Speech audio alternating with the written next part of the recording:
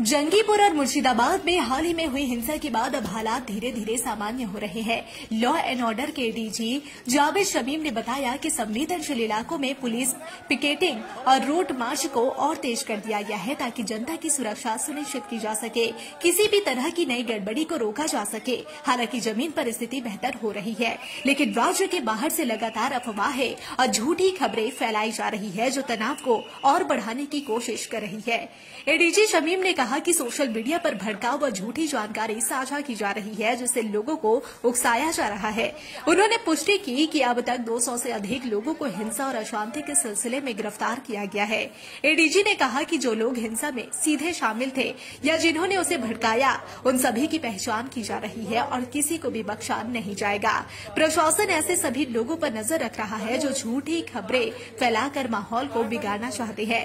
उन्होंने इस घटना को दुर्भाग्यपूर्ण बताते हुए कहा कि बंगाल एकता और विविधता का प्रतीक है और प्रशासन ने हर जरूरी कदम उठाए हैं। उम्मीद जताई गई है कि आने वाले कुछ दिनों में स्थिति पूरी तरह सामान्य हो जाएगी। फेक न्यूज पर लगाम लगाने के लिए कुछ इलाकों में एहतियातन इंटरनेट सेवा को अस्थायी रूप से बंद कर दिया गया है।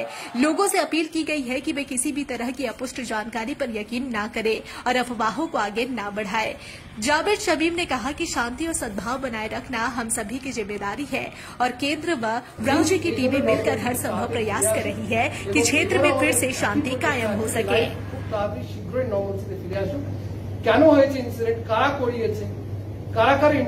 Obviously, we have to get back to it. We'll have to find out, and we have to ensure that this kind of incident doesn't get repeated. এবং সেকেন্ড টাইম না হয়, এটাই হচ্ছে প্রচেষ্টা থাকবে এবং তার জন্য যা ইনভলভ আছে বললাম সব রকম we will ensure যে ম্যাক্সিমাম পানিশমেন্ট সবাইকে দেওয়াতে পারি তারই ব্যবস্থা করা হবে। কতজন ঘর ছাড়া হয়েছে? এই 200 জনকে বলছেন আপনাদের গ্রেফতার করেছেন, তাদেরকে আলাদাভাবে ডেকে তাদেরকে ইনসাইট করার কি কোনো রকম প্রক্রিয়া চলছে যে এর পেছনে যেটা বলছেন যে শান্তি পাবে তাদেরকে ইনসাইট করার চেষ্টা চলছে?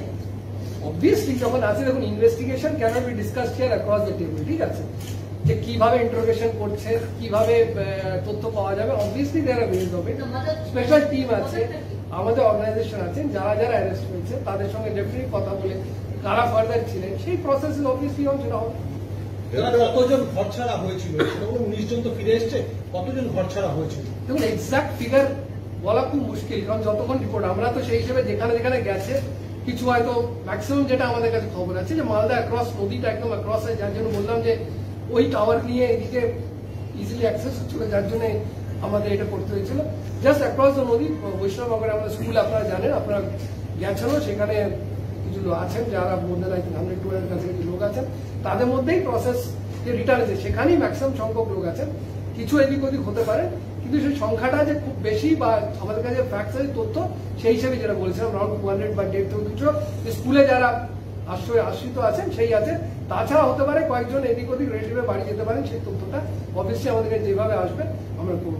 কিন্তু যেই নর্মালসি ফিরে আসবে আমি এটাই বলার চেষ্টা করছি, লোকদের মধ্যে যেই কনফিডেন্স আসবে most of them will come back. And the process যেটা বললাম উইথ দি অ্যাক্টিভ সাপোর্ট, কালকে মালদা পুলিশ নিজেরা উদ্যোগ নিয়ে ওনাদের বাড়িতে নিয়ে এসছেন এবং দে হ্যাভ কাম ব্যাক।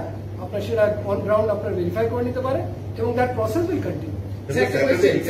আপনি বললেন যে এখনো পর্যন্ত মেজর ইনসিডেন্ট ঘটেনি, সেটা সেন্ট্রাল ফোর্সের কতটা আপনারা সহযোগিতা পাচ্ছেন, যাদের বলির সেখানে কি হয়েছে? দেখুন সিম্পল কথা বুঝতে হবে যে সবার একটাই চেষ্টা, একটাই গোল যে কোন রকম লাইফ নর্মালসি যত শীঘ্র ইমিডিয়েটলি ফিরে আসে। And central forces hope, state forces hope, we are working in tandem and coordination to ensure the same. So how easy is it to rebuild confidence among people, and especially coming from police, when there are serious allegations against police, lapses on part of police, that police did not act on time, police did not intervene on time?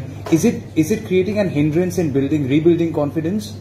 Obviously there would be problems. If incident of this kind of thing happens, obviously there will be issues, there will be a lot of allegations, or there might be a lot of grievances also, which way a lot of them might be there, because as you know there were a lot of fronts that was opened together. So for the police to maybe reach all the spots with the same kind of promptness might not have been possible.